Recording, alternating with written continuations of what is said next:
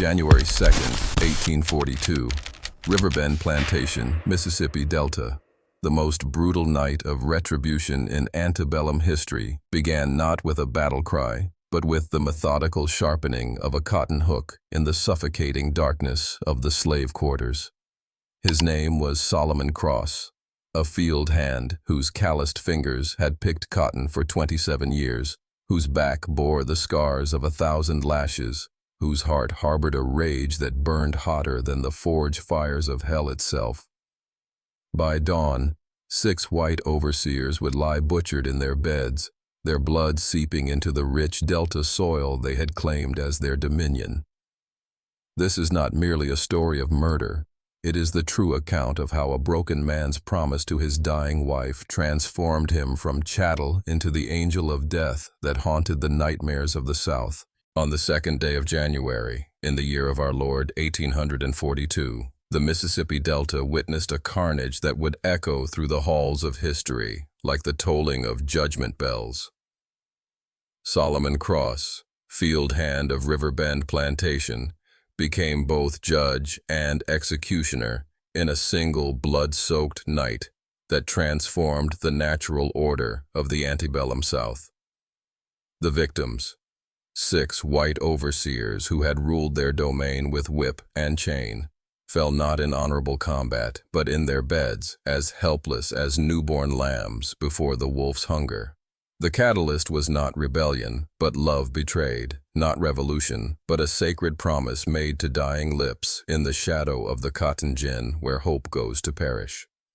Master Cornelius Whitmore had broken his word, sold Solomon's wife Sarah to the sugar plantations of Louisiana despite solemn vows, and in doing so, unleashed a fury that would paint the walls of Riverbend crimson. This is the true story of the bloodbath at Riverbend, a night when justice wore the face of vengeance and freedom demanded its price in blood. Stay with us as we descend into the darkness of that terrible reckoning. The Mississippi Delta stretched endlessly under the pale January sky, its black soil rich with the promise of another year's cotton harvest. Riverbend Plantation sprawled across 3,000 acres of this fertile earth like a feudal kingdom, its white-columned manor house rising from the landscape with the arrogance of a cathedral built on bones. The morning air carried the lingering sweetness of magnolia blossoms, their perfume masking the stench of human suffering that permeated the slave quarters like a curse that would not lift. In the big house, crystal chandeliers caught the early sunlight, casting rainbow prisms across mahogany floors, polished by enslaved hands. The drawing room still bore the remnants of New Year's revelry. Empty bourbon bottles, scattered playing cards, and the ash of Cuban cigars that had cost more than most men earned in a year. Master Cornelius Whitmore and his 6 overseers had celebrated the dawn of 1842 with the confidence of gods surveying their creation, never imagining that judgment was already being measured in the shadows beyond their lamplight.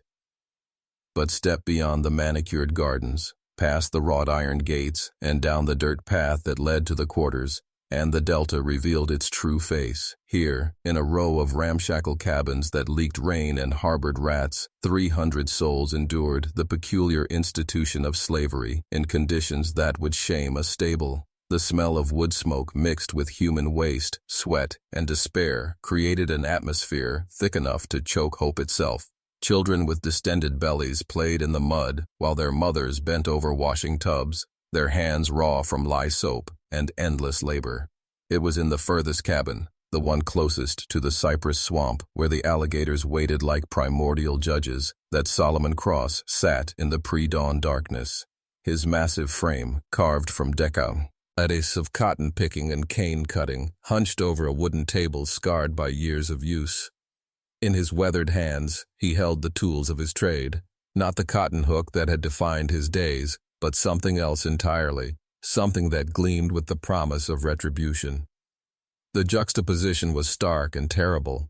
Wealth built on suffering, beauty sustained by brutality, and now, in the gathering darkness, justice prepared to balance the scales with blood.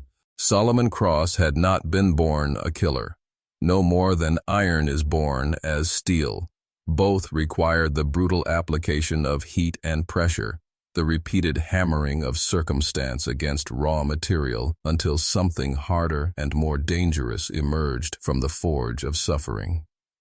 27 years of bondage had transformed him into something else entirely, each year adding another layer of hardness to his soul, like the rings of a tree that had survived drought, flood, fire, and storm to stand testament to the endurance of living things when pushed beyond all reasonable limits.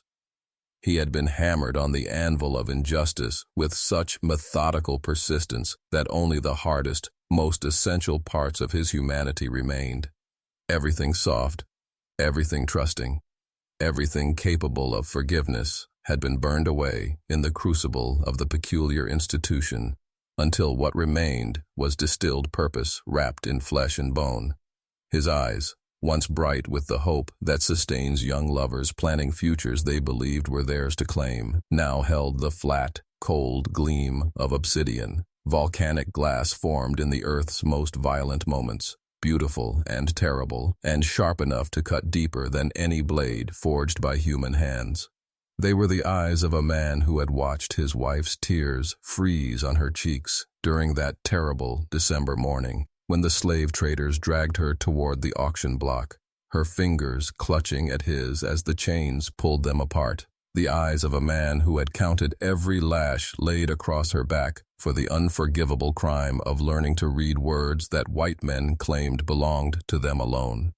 The transformation had not been sudden, like a lightning strike that splits an oak tree from crown to root, but gradual like the erosion of riverbanks, accumulated layer upon layer of humiliation, betrayal, and loss, until the foundation of his fate, in human decency, had been worn away completely. Each broken promise from Master Whitmore, and there had been so many over the years, small betrayals and large ones, casual lies and calculated deceptions, had deposited another grain of bitterness in his heart.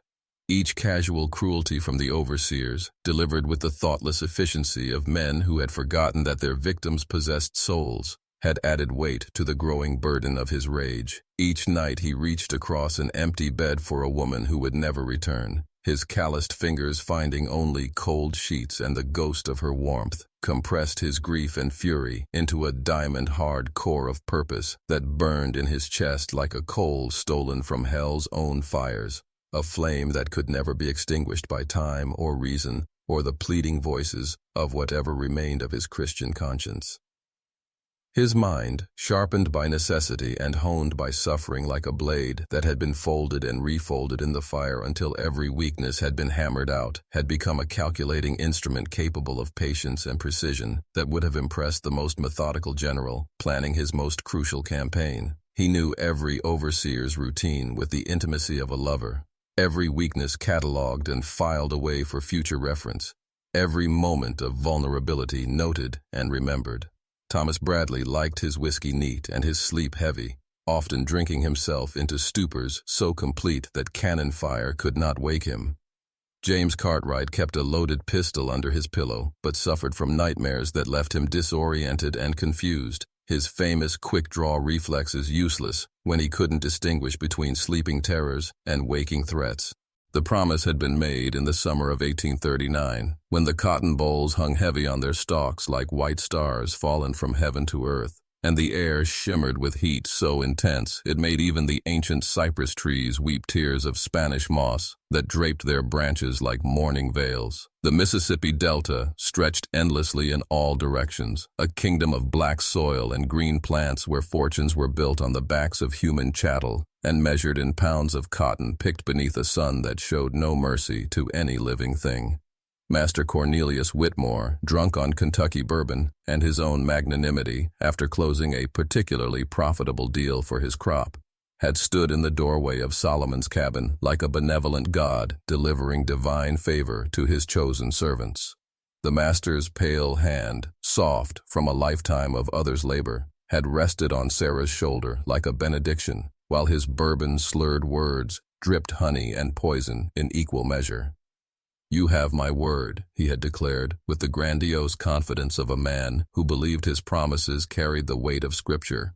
As long as you serve me faithfully, and you always have, Solomon, you always have, your wife will never leave Riverbend.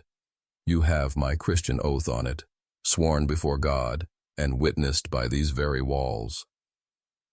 Sarah Cross had been everything beautiful that the peculiar institution of slavery had been designed to destroy. Yet somehow her spirit had not only survived, but flourished like a rose blooming in a graveyard. Her intelligence sparkled in dark eyes that devoured forbidden books by candlelight, volumes smuggled from the big house library by sympathetic house slaves, pages torn from newspapers that found their way to the quarters, even scraps of scripture copied in her own careful hand that she practiced writing in the dirt behind their cabin when no overseers rewatching. Her gentleness possessed the power to transform their single room, with its dirt floor and leaking roof and walls that barely kept out the winter wind, into a sanctuary where love could not only survive, but flourish despite the chains that bound their bodies, and the laws that declared their marriage had no legal standing in the eyes of white men's courts. She possessed a voice that could make work songs sound like hymns rising to heaven, spirituals that spoke of deliverance and promised lands and rivers of Jordan that would wash away all earthly sorrows, and a touch so gentle it could heal the wounds inflicted by overseer whips, drawing infection from torn flesh with poultices made from herbs she gathered in the swamps and prayers whispered over injuries that might have festered into death without her ministrations. But grace, it seemed, was a luxury as fragile as morning mist, something that white men's promises could not protect when the cold mathematics of profit and loss demanded their pound of flesh. The cotton market had turned sour in late 1841, like milk left too long in summer heat, prices falling faster than autumn leaves as overproduction flooded the markets and international demand shifted to other sources. Master Whitmore's gambling debts, accumulated through years of high-stakes poker games in Natchez under the hill, and investments in railroad schemes that existed only on paper, mounted like storm clouds gathering on the horizon, dark and threatening and pregnant with the promise of destruction. In the hours before dawn, while the overseers slept off their New Year's celebration in alcohol-induced stupors that would prove to be their final rest, Solomon Cross transformed his humble cabin into a temple of preparation as sacred and terrible as any altar raised to the Old Testament God who demanded blood for blood and life for life. The ritual began with fire, not the comforting warmth of hearth flames that had once heated meals shared with Sarah, but the focused, purposeful heat of the small forge he had constructed in secret behind the woodpile during the long months since her departure. Each brick stolen from repair projects, each tool borrowed and never returned, each coal hoarded like a miser's treasure. The forge itself was a marvel of ingenuity born from desperation, its bellows crafted from scraps of leather and its chimney hidden among the natural shadows cast by the ancient oak that stood sentinel over the slave quarters. The coals glowed like the eyes of demons awakened from centuries of slumber as he worked the bellows with measured strokes, each breath of air feeding the furnace that would birth instruments of justice from the raw materials of bondage, transforming the implements of his enslavement into the weapons of his liberation. His hands, steady despite the magnitude of his purpose and the weight of 3 years' accumulated grief pressing against his chest like a stone, selected each tool with the meticulous care of a craftsman who understood that perfection was not merely desirable, but essential when the margin for error was measured in heartbeats and the consequences of failure stretched beyond death into the realm of eternal damnation. The cotton hook, its curved blade dulled by years of harvest work under the merciless Mississippi sun, became something else entirely under his patient ministrations, no longer a symbol of his bondage, but an instrument of his revenge, its metal singing under the grinding stone's kiss as decades of accumulated rust and wear were stripped away to reveal the gleaming steel beneath. The grinding stone sang its ancient metallic song as he honed the edge with the rhythm of a funeral dirge, each stroke bringing the blade closer to perfection until it could split a hair dropped from heaven or slice through bone as easily as it had once cut cotton bolls from their stems. The handle, worn smooth by his palms through countless harvests, where his sweat had mixed with blood from torn hands, received wrapping after wrapping of leather cord stolen from the harness shed, each layer bound with the precision of a surgeon preparing for the most delicate operation, until his grip would never slip, even when slick with the blood of those who had torn his world asunder. But the cotton hook, though it held the symbolic weight of his transformation from slave to avenger, was only the beginning of his terrible preparations. From beneath the floorboards where he had hidden them like a pirate's treasure buried against some future day of reckoning, Solomon retrieved the other implements of his dark trade, each one chosen for its specific purpose in the symphony of retribution he was about to conduct. A skinning knife, liberated from the plantation's butcher shop during the controlled chaos of hog-killing season, and sharpened until its edge caught moonlight like a silver thread spun by supernatural hands, its blade narrow enough for precision work, yet strong enough to part flesh from bone without dulling. Thomas Bradley, the head overseer, had ruled Riverbend's fields for 15 years, with an iron fist wrapped in a velvet glove of false charm that fooled no one who had felt the sting of his authority. His cabin sat closest to the big house, like a faithful hound at its master's heel, a privilege that reflected his status as Whitmore's most trusted lieutenant in the delicate choreography of human bondage. The structure itself seemed to radiate the same cold authority as its occupant. Painted white to match the manor house, its windows facing the slave quarters like watching eyes, its porch elevated just high enough to provide a commanding view of the cotton fields, where dreams went to die under the Mississippi sun. Bradley was a man who understood that true power lay not in grand gestures of brutality, but in the accumulation of small cruelties, the extra lash delivered with surgical precision for a field hand who dared meet his pale eyes, the deliberately shortened rations for families who whispered too loudly in the quarters about freedom or dignity or the basic human desire to remain together. His voice carried the cultured tones of a Virginia gentleman, his manners impeccable when white visitors came calling. But beneath the veneer of civilization lurked something reptilian and cold, something that took genuine pleasure in the systematic breaking of human spirits.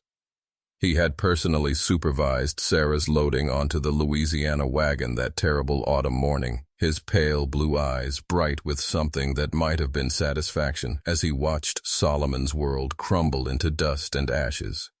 James Cartwright slept fitfully in the second cabin, his rest disturbed by dreams haunted by the ghosts of men he had killed in duels before fleeing to Mississippi, with blood on his hands and death certificates in his wake. Violence had followed him like a faithful shadow across 3 states, and he wore his reputation for quick-draw gunplay like armor forged from fear and respect. His cabin walls displayed the tools of his former trade, matched Colt revolvers in mahogany cases, a collection of dueling pistols with pearl handles, powder horns carved with the initials of dead men who had underestimated his speed. But armor, Solomon knew from his years of careful observation, was only effective when its wearer was awake and alert, and Cartwright's nights were plagued by the faces of those he had sent to early graves in defense of honor that was as false as Confederate currency. His nightmares would be his undoing, a poetic justice that Sarah, with her love of literary ironies and biblical symmetries, would have appreciated from whatever realm her spirit now inhabited. Marcus Webb had grown soft and complacent on plantation life, his once formidable frame expanded by years of easy living and unlimited access to the fruits of others' labor. His massive belly strained against his nightshirt as he snored through the night with the confidence of a man who believed his size and strength made him untouchable. But bulk without speed was merely a larger target for a predator who had learned patience in the cotton fields. Webb's fondness for late-night raids on the kitchen pantry, where he would consume ham and cornbread and preserves with the gluttony of a Roman emperor, had left him slow and sluggish, his reflexes dulled by excess and his wind shortened by indulgence. He would die as he had lived, consumed by his own appetites, destroyed by the very abundance that he had stolen from the mouths of enslaved children who went to bed hungry, while he gorged himself on their labor. The head overseer's cabin stood like a monument to oppression in the pre-dawn darkness, its windows reflecting nothing but the vast emptiness of a Mississippi sky pregnant with storm clouds. Solomon Cross approached with the fluid grace of a predator, each footstep placed with surgical precision on ground he had walked 10,000 times in daylight. The cotton hook hung from his belt like a scythe of judgment, its newly sharpened edge singing softly in the night breeze. Bradley's door, like his authority, proved to be more illusion than substance. The lock yielded to Solomon's ministrations with barely a whisper, and he slipped inside like smoke given form. The cabin reeked of stale bourbon and the sour sweat of guilty sleep. Bradley lay sprawled across his bed, mouth agape, snoring with the congested rhythm of a man who had celebrated the new year with excessive enthusiasm. For a moment that stretched like eternity, Solomon stood beside the bed and studied his first victim. In sleep, Bradley looked almost innocent. The hard lines of cruelty softened, the pale eyes closed, the thin lips slack. But innocence was a luxury that men like Bradley had surrendered long ago. His hands, now peaceful against the quilt, had dealt countless lashes. His voice, now silent, had given orders that separated families and broke spirits. The cotton hook rose like a silver prayer in the darkness. Solomon's first strike was not meant to kill, but to wake. The curved blade slicing across Bradley's throat with just enough pressure to part skin and bring the overseer gasping into consciousness. Bradley's eyes snapped open, already wide with the primal recognition of mortal danger. "Sarah Cross sends her regards," Solomon whispered, his voice carrying the weight of 3 years of accumulated grief. The second strike opened Bradley's throat to the spine. Blood fountained across the white pillows, painting them crimson in the pattern of Sarah's tears. Bradley's hands clawed at the wound, trying to hold his life inside, but death had already claimed him. His final breath rattled in his chest like dice in a cup, and then there was only the sound of blood dripping onto wooden floors. Solomon cleaned his blade on Bradley's nightshirt with methodical care. 1 debt paid, 5 more to collect before the sun rose on a new world. James Cartwright woke to the sound of his own screaming. The nightmare had been particularly vivid this night. Faces of the men he had killed in duels, their accusatory stares boring into his soul like hot coals. But as consciousness returned, he realized the screaming was real, and it was coming from his own throat. The cotton hook protruded from his chest like a question mark, its curved blade buried deep between his ribs. Solomon stood at the foot of the bed like an avenging angel carved from midnight, his ash-painted face a mask of implacable justice. "Your nightmares are just beginning," he said, twisting the hook deeper. Cartwright reached for the pistol beneath his pillow, but his hands found only emptiness. Solomon held up the weapon, then tossed it aside with contempt. "You won't need that where you're going." The skinning knife opened Cartwright from sternum to navel in one fluid motion. The duelist, who had faced death a dozen times in formal combat, died gurgling on his own blood, his renowned courage nowhere to be found when death came calling in the darkness. Marcus Webb never fully awakened. His size, which had intimidated field hands for so many years, proved to be his undoing. The hammer caught him behind the ear as he struggled to rise from his bed, the massive head crushing bone and brain with a wet, final sound. His body convulsed once, then lay still, his bulk settling into the mattress like a sack of grain. But Solomon was not finished with Webb. The overseer had taken particular pleasure in Sarah's humiliation, commenting loudly on her beauty as she was loaded into the wagon. For this, death was insufficient punishment. The skinning knife worked with practiced efficiency, removing strips of flesh that would never heal, painting messages on the cabin walls that would ensure Webb's fate was remembered. 3 down, 3 more waiting in the darkness. The night was still young, and justice was a hungry god that demanded its full portion of blood. Solomon cleaned his tools with ritualistic care, each blade receiving its due attention before he moved on to the next cabin. Behind him, the silence of death settled over the quarters like a blanket, broken only by the sound of his footsteps carrying him toward the next reckoning. Samuel Foster's cabin was a museum of human suffering, its walls lined with implements of torture that would have impressed the Spanish Inquisition. Whips of various weights hung like hunting trophies, each one stained with the blood of countless victims. Foster himself lay sleeping beneath a quilt sewn by enslaved hands, dreams of screams and pleas dancing behind his closed eyelids. Solomon's approach was different this time. Justice demanded that Foster experience the same terror he had inflicted on others. The rope, knotted at precise intervals, found Foster's throat in the darkness. Not tight enough to kill immediately, but sufficient to wake him with the primal panic of suffocation. "Remember the woman you helped sell away?" Solomon's voice was barely a whisper, but it carried the weight of damnation. "She remembered you." Foster clawed at the rope, his eyes bulging as he recognized his killer. But Solomon had learned patience in the cotton fields, and he took his time. Each of Foster's favorite whips found its mark on their former wielder's flesh. The cat-o'-nine-tails painted scarlet stripes across his chest, the bullwhip wrapped around his throat like a serpent. By the time the cotton hook found Foster's heart, the torturer had experienced every agony he had ever inflicted, multiplied by the weight of divine retribution. Young Henry Morrison died with Sarah's name on Solomon's lips and terror in his eyes. The boy who had been so eager to prove his manhood discovered too late that bravery was not the same as cruelty. His youth, which should have been his strength, became his weakness. The inexperience that made him eager to please also made him slow to recognize danger. The hammer caught him as he reached for his boots, planning some futile escape. His skull cracked like an eggshell, spilling his dreams of power and dominance onto the cabin floor. Solomon stood over the boy's body for a moment, feeling neither satisfaction nor regret. This was not murder. It was accounting, a ledger of pain balanced at last. 5 debts collected, 1 more to go, and then Sarah's name would be written complete across the darkness of Riverbend Plantation, spelled out in the blood of those who had betrayed love for profit.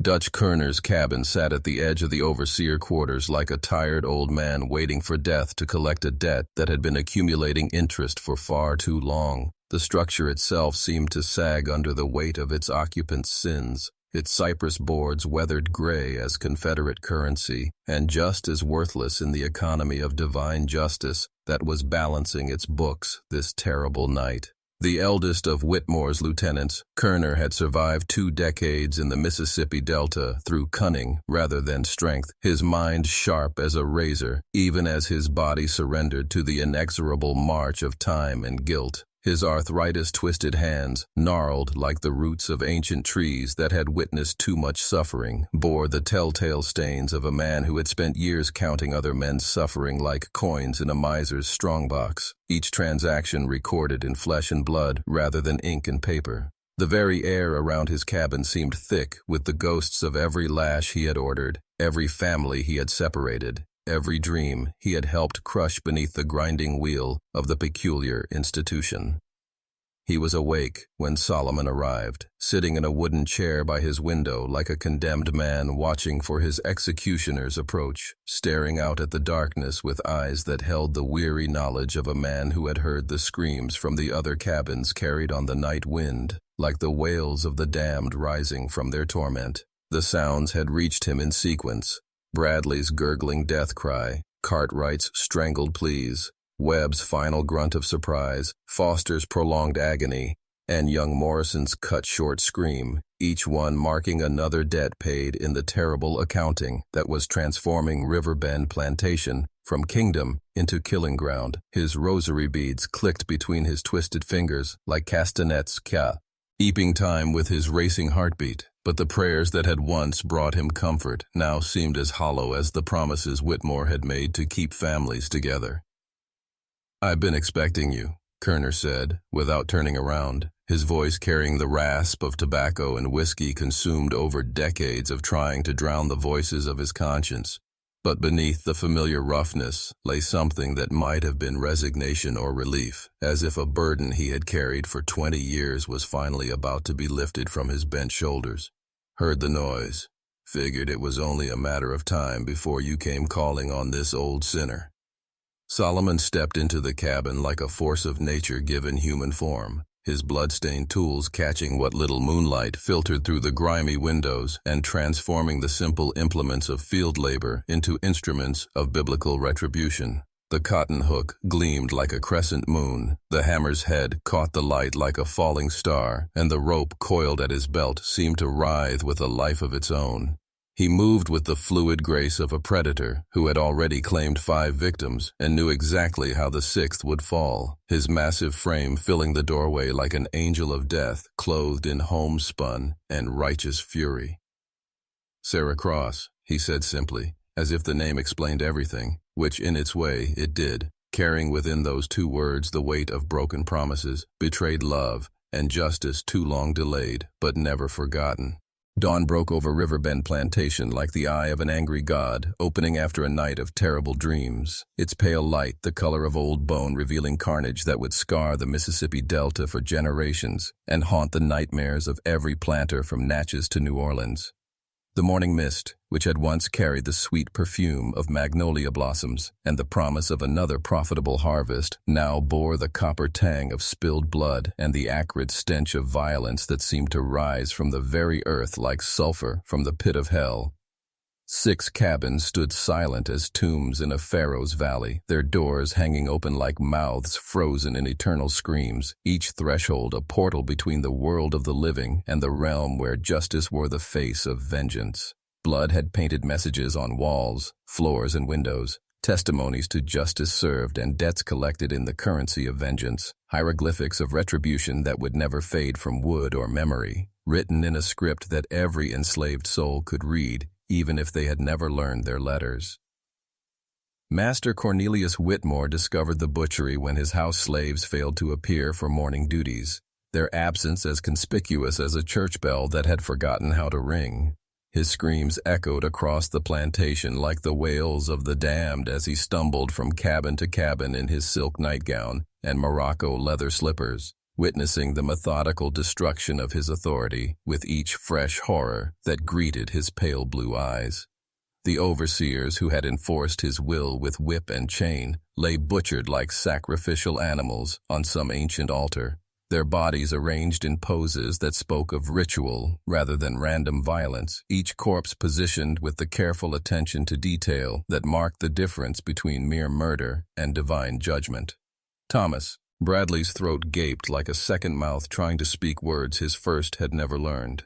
James Cartwright's famous dueling pistols lay useless beside his open chest. Marcus Webb's bulk had been reduced to meat and memory. This was not mere murder. It was a declaration of war against the natural order of things, a revolution written in blood and signed with the names of the forgotten dead. Solomon Cross had not fled like a common criminal seeking darkness to hide his deeds. When the sun rose to illuminate his terrible accounting, he sat on the steps of his own cabin like a king holding court, surrounded by the tools of his dark trade arranged with the same methodical care he had once used to organize his cotton-picking implements. His massive frame, still clothed in the rough homespun that marked his bondage, seemed carved from the same stone as Old Testament prophets who had called down fire from heaven upon the cities of the plain, and his eyes held the flat calm of a man who had completed his life's work with the thoroughness of a master craftsman. The blood on his hands had dried to rusty flakes that caught the morning light like garnets, but he made no attempt to wash them clean in the nearby well or the basin that sat beside his door. They were his credentials now, proof of his transformation from chattel to instrument of divine justice, from property to proprietor of vengeance, from Solomon the field hand to Solomon the avenger whose name would be whispered in slave quarters until the institution itself crumbled into dust. The trial of Solomon Cross became the most sensational legal proceeding in Mississippi history, drawing spectators from across the South like moths to a flame that promised to consume everything it touched with the ancient hunger of divine retribution. The courthouse in Natchez, a Greek revival monument to white justice built from limestone quarried by enslaved hands, overflowed beyond its marble columns and mahogany galleries with plantation owners clutching their silver-tipped walking sticks like talismans against some primitive fear, abolitionists scribbling furiously in leather-bound journals with the fevered intensity of prophets recording revelations, journalists whose ink-stained fingers trembled with anticipation of immortalizing an infamy that would sell papers from Charleston to New Orleans, and curiosity seekers who had traveled hundreds of miles by steamboat and horseback to witness what they whispered in taverns and boarding houses was either the trial of a monster spawned from the darkest nightmares of the peculiar institution or the final judgment of a martyr whose sacrifice would echo through the ages. The local newspaper, the Natchez Courier, proclaimed it the trial of the century, in headlines bold enough to be read from horseback at a gallop, their black letters bleeding across the front page like wounds that would not heal, though whether they meant the unprecedented brutality of the crime that had painted 6 cabins crimson with overseer blood, or the sheer audacity of a slave who had dared to judge his masters and find them wanting remained deliberately unclear. Ambiguity sold newspapers as surely as certainty sold slaves at auction, and editor Jonathan Harwick knew that mystery multiplied readership like compound interest on borrowed time. Solomon entered the courtroom in chains that sang their metallic song with each measured step, the iron link.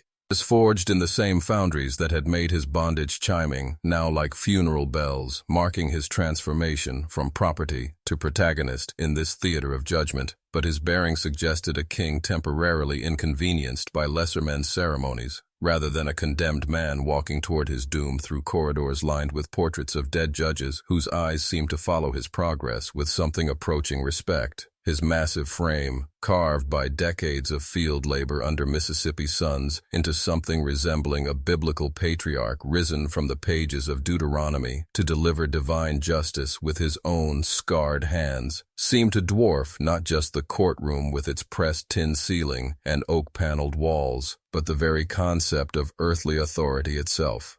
He listened to the charges, 6 counts of murder in the first degree, spoken in legal Latin that transformed butchery into bureaucracy and reduced Sarah's memory to mere evidence, with the same impassive calm he had shown while surrendering at dawn's first light, his dark eyes fixed on some point beyond the present moment, beyond the courthouse walls with their peeling paint and Confederate flags, beyond perhaps the visible world itself into realms where justice wore different faces and love transcended the petty divisions of race and bondage.